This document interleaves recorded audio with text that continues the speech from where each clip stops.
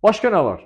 Bərabəryanlı trapesiyada hər zaman bilirik ki, kör buzaq təpəsindən çəkilən bu hündürlük trapesiyanın bax bu böyük oturacağını iki müxtəlif hissəyə bölür.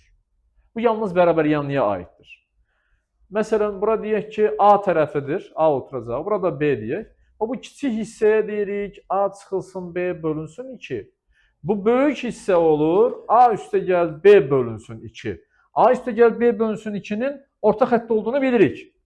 O zaman bu parçanı, bu DY parçasını BY parçasına vursaq uzunluq olaraq bizə verəcək sahəni. Bax bu deməkdir. Ondan sonra bərabəryanlı trapesiyada, bax bu qayda da var. Bunu da keçmişdik dördbucaqlar dərsində. Bərabəryanlı trapesiyada şərt odur ki, bərabəryanlı olmalıdır.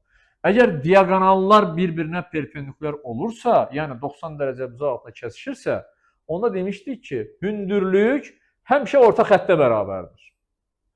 Hündürlük orta xəttə bərabərdir. Əgər indi hündürlük orta xəttə bərabərdirsə, o zaman elə h vurulsun A üstə gəl B-nin yerinə ya h kvadratı yazarıq.